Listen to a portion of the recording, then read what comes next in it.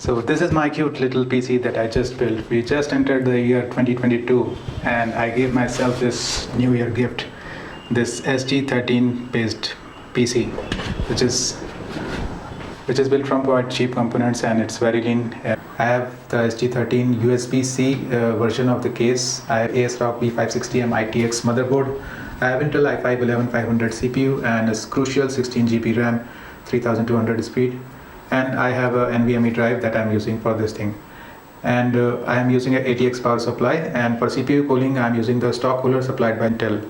And I have also not put any GPU in this thing because my case is of not gaming. I don't want to play games. I want to use it for general productivity work as well as some video editing.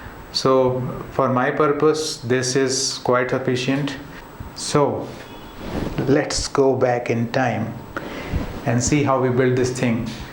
We'll be looking at unboxing of all the components, how we are putting them in this case, and then we'll look at some benchmarks like Cinebench, Geekbench and CPU Z stress test.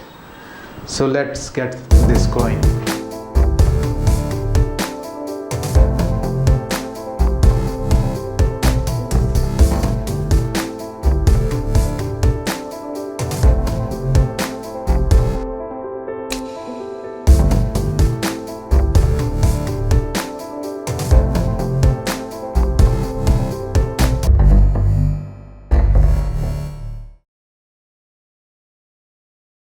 Here are the components of my build. As I said, this is going to be a budget build. First we have the Silverstonge SG13 cabinet. This is the USB version that I have got. Then I have the ASRock B560M ITX AC motherboard. This is one of the cheapest or probably the cheapest ITX motherboard with the B560M chipset that we have. And I'm going to pair it with the i5-11500. This one has a built-in GPU. Then I have the crucial 16 GB RAM. This is 3200 speed, and Corsair VS600 the power supply. I have also got the Corsair H60 liquid cooler, but I don't plan to open it right away. I would first like to see how the stock cooler works because I'm not going to use a GPU, and probably with that extra space and more ventilation maybe the stock cooler will work. So I would first like to try that out. So let's start with unboxing the case first. Here is the Silverstone SG13 case as I got it. Let me just open it.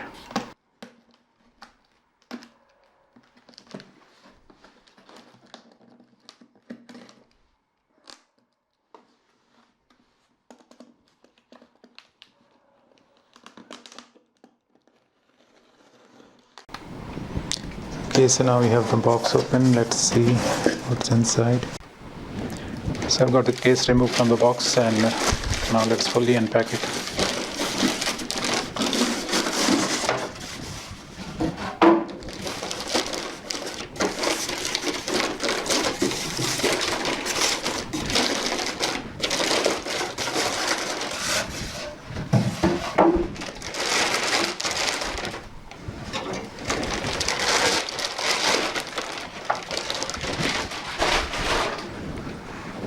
So this is how the case looks.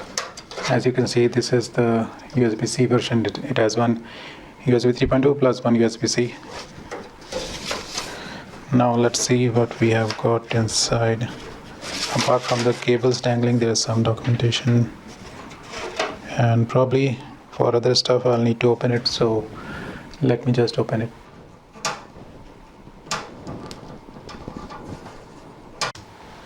So I've removed the screws. All the screws are the same size with a Phillips head. And now let me just open the box.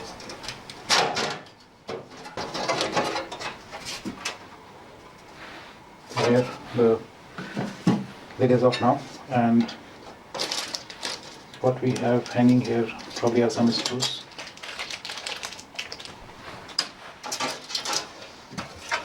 So if you look inside the case, we have this USB 3 header that will go into the motherboard.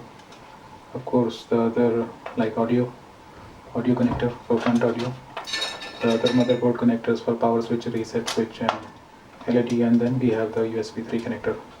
So these are the connectors that we have, and here we have the motherboard mount, and this is where you can mount one SSD, and this is the bracket for mounting the hard drive.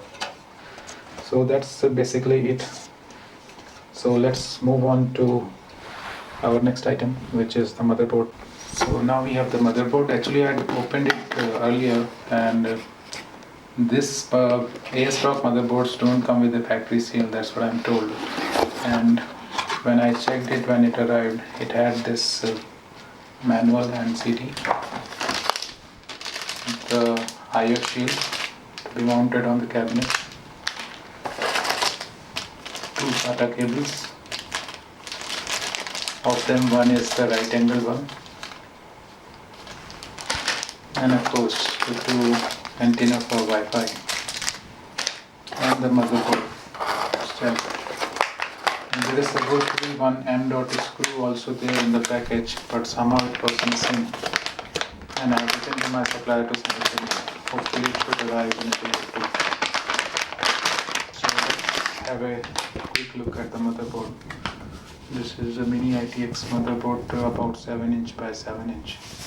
On the back side we have two USB 3.2, one PS2 and two USB 2, one LAN. This is 1 Gbps LAN, one display port, one HDMI, the Wi-Fi module, the audio, and we have one GPU connector, M.2 on the front.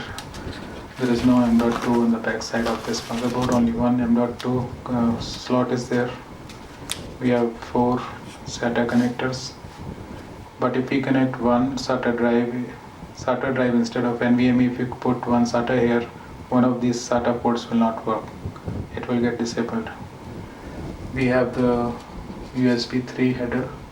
We have this USB-C header and USB 3 header, the power connector, 2 RAM slots which can accommodate maximum 64 GB of RAM, and this is a CPU mount, Intel CPU, and I guess these are the fan headers that we have here, and this is the second power connector for the motherboard.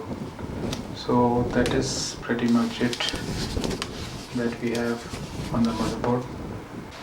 So now we have this Intel Core i5.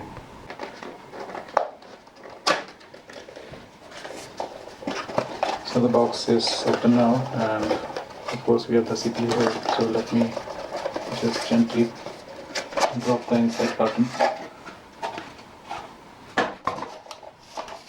So here we have some documentation with a sticker, iPad sticker. Here is the CPU.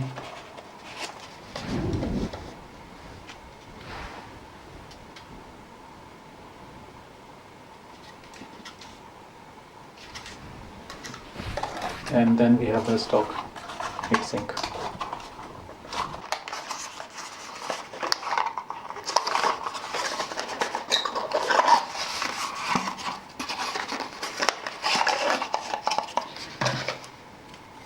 It does have a pre-applied thermal paste, but there is no covering on it. It's a black color heatsink. So let's now move on to the power supply. This is quite heavy box. It is about 2 kilograms. So I have removed a little bit of the cover so we can open the box now. So here goes.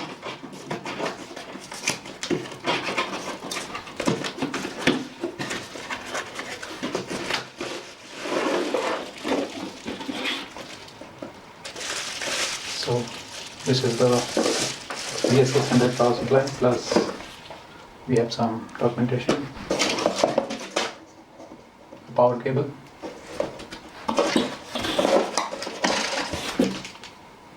mounting screws,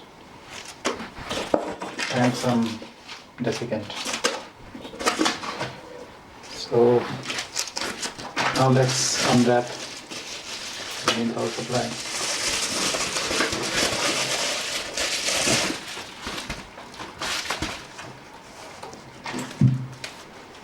I think it's compact for its size. This is a ATX PC, 15 centimeter. This side is 12.5 centimeter, and this is about 8. So that's pretty much it. I have unboxed everything. I would like to first do a breadboard test, basically a dry run, to see everything works. So what we are going to do, we are going to connect everything, the motherboard, without installing the box, and turn it on and just check out whether it works. So let's start with installing the CPU. Here is the CPU, and if you see, there is a small golden triangle at the bottom corner of the chip, and that has to be aligned to the triangle that is there on the board. So let me just open this.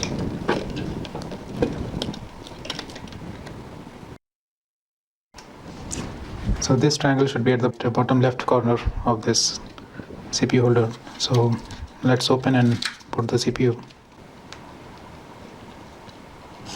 You can just gently drop it into the socket,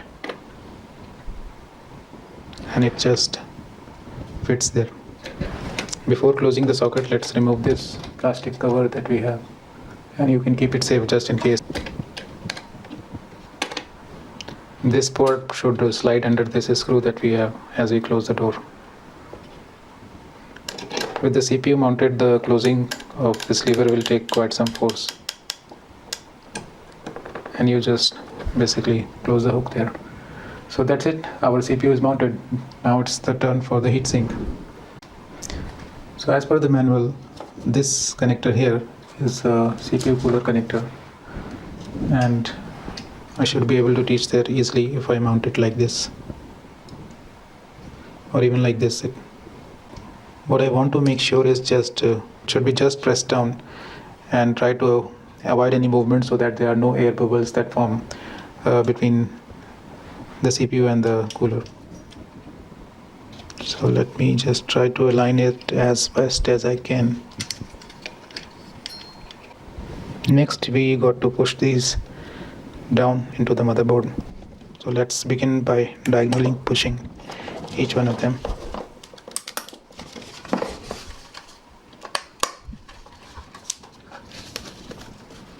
So let's go back and check. Yes, these are mounted correctly.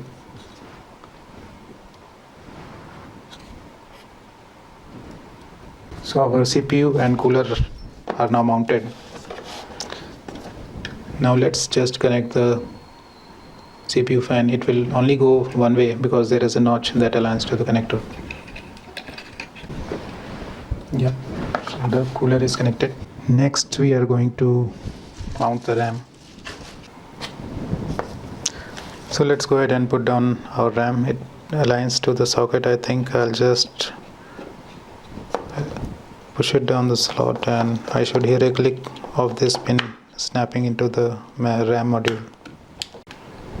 So now we'll connect the power supply. There are two power connectors that will go into the motherboard. One here, the larger one, and let me turn this side, and a smaller 6-pin one here, sorry, 8-pin. So the larger one is easier to identify. If you see in this connector, the two corners connectors are rectangular, while rest of the connectors, they are rounded from the top, but the top corner ones are perfectly rectangular.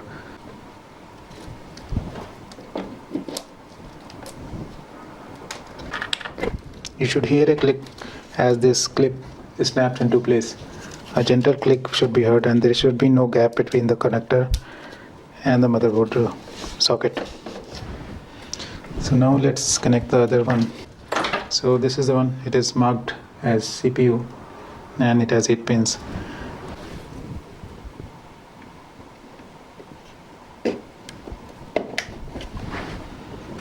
So motherboard is now connected, CPU is there, heatsink is mounted, RAM is installed. So we are ready for our breadboard test. And before turning on the switch, let's cross our fingers, touch the wood, pray to God, and hope everything goes well. So 3, 2, 1, go. So far so good. Now what I need to do is just use my screwdriver and touch these two leads for the power switch, and that should power on the system. Ooh, the fan is running. And let's see if something comes up on the screen as well. Yes, we have done it. Our system is running. Yay! The motherboard has booted up. We can see that CPU is running at 35 degrees Celsius at idle, and probably the ambient here currently is around 25 to 26 degrees. The CPU fan is running at 1427 RPM. We have the crucial 16 GB RAM detected. So far I have not connected any of the drives. Okay, so now time to put everything into the case. So let's do it. So I've installed my NVMe SSD on this motherboard as well now. This motherboard only supports a 2280 type of SSD. Before putting the motherboard in the case, I have just connected some of the cables that come from the case. I thought probably it might be easier when motherboard is outside. And also I have put the IO shield from inside. It fits pretty tight once you have pushed it and made. I have put the motherboard and the power supply in the case. From the power supply I am only using the ATX power connector and the CPU power connector, and rest of the cables I have just tied it, and they are kind of hanging so it is not lying on the.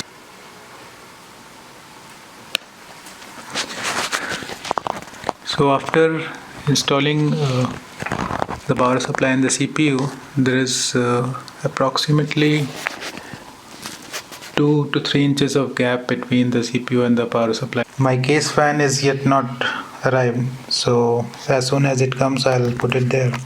The drive cage is empty, but I'll just put it back in its place where it should be. So let me just close this case now and we'll do a test run once again.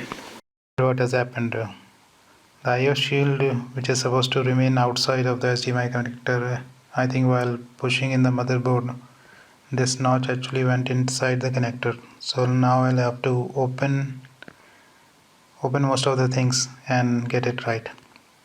Okay guys, all is done. The unit is ready. Now let's switch on the power from the back side.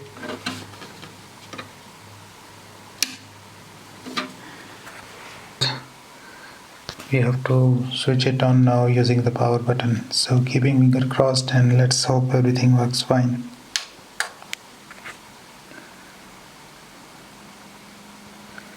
Yes, I do hear some whining. And on the screen,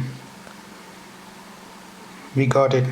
Yes, finally the build is working. So my case fan has arrived now. So let's do a quick unboxing of the fan as well. It's a Silverstonge 8 Penetrator 120i Pro.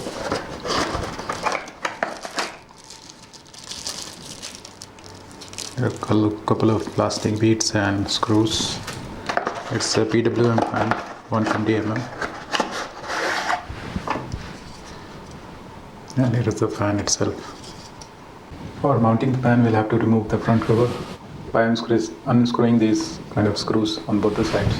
I want the fan to draw air from outside and push it in the case. From there on, the power supply fan will take the air and throw it out, so that will be a kind of airflow that will be there.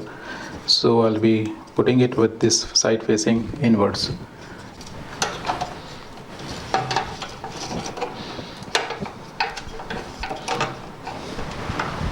So now the fan is installed with all the 4 screws that came with the fan. And let's go ahead and now connect it with the motherboard. So the fan connector is here. Next to the CPU fan connector is this fan connector for the case fan. It can also double up as a water pump fan in case you want to use a AIO cooler. And the difference between these two connectors is the CPU cooler socket can provide 1 ampere of power, while this water pump connector or chassis fan connector can supply up to 2 ampere of power. So let's go ahead and connect this connector. Now disconnected. So let me just tidy the cables and close the case, and then we'll go ahead and check the thermals. And now let's look at the temperatures in idle. So as you can see, currently it is running at about 35 degrees Celsius in idle, and considering the fact that we are using a stock cooler in a very small case like SG13, this is certainly not a bad reading that we have. So let me just now start the CPU Z stress test and benchmarking, and let's see what we get there. Before I start the test, let me just tell you this fan, the CPU fan, the stock cooler that came with i5 LAN 500, it's a nice fan, but I think it is quite loud as well. Everything is running in stock condition. I have not overclocked or done any performance improvement or efficiency optimizations. Everything is mostly in stock condition. So let's start with the bench.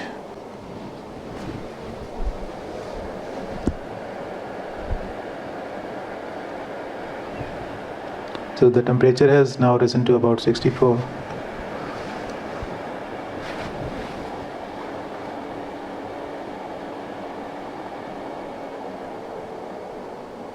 Okay, so the test is done and we got a score of 4366.3 for multi-thread and 614.9 for single thread. So now let's start with the stress test.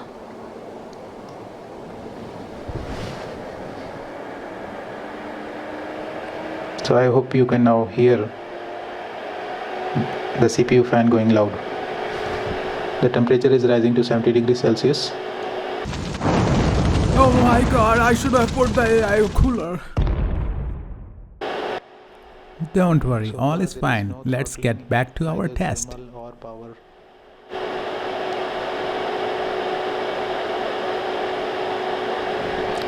CPU's fan is running at maximum speed, so this is the kind of noise it makes.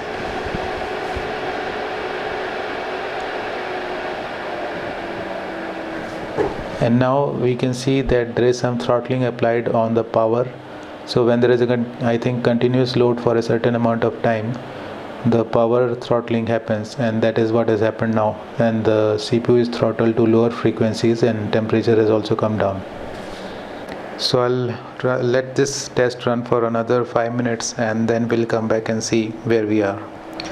Okay, here we are again, about 15 minutes into the test, and the temperature is hovering around 64-65 degrees Celsius.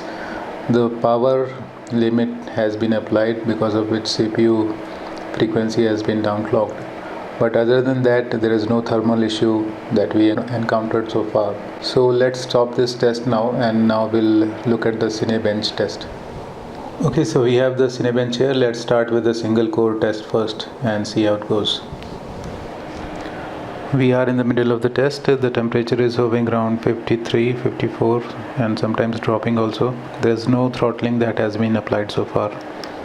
So the Cinebench score has just completed and we have gotten a score of 1431 points. So it shows the score is even higher than the 11th gen Intel iCore i7. So I think single core result has been great. Now let's try out the multi-core test. So as soon as we start the multi-core test, the temperature rises exponentially. It is going to 76, and I'm sure the power throttling will happen very soon.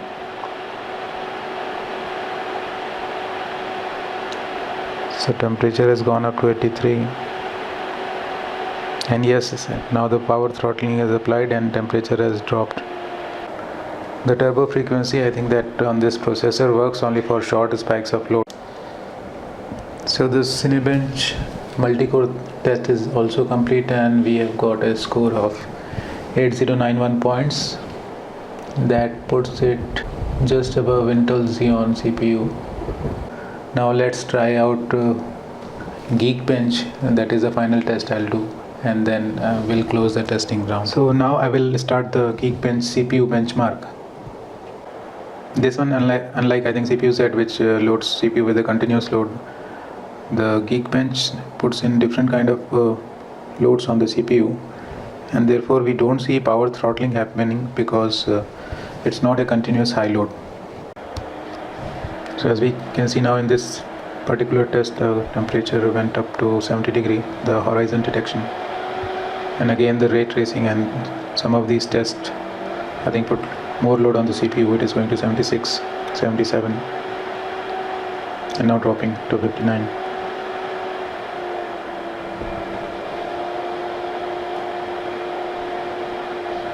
But no power throttling has happened during this test.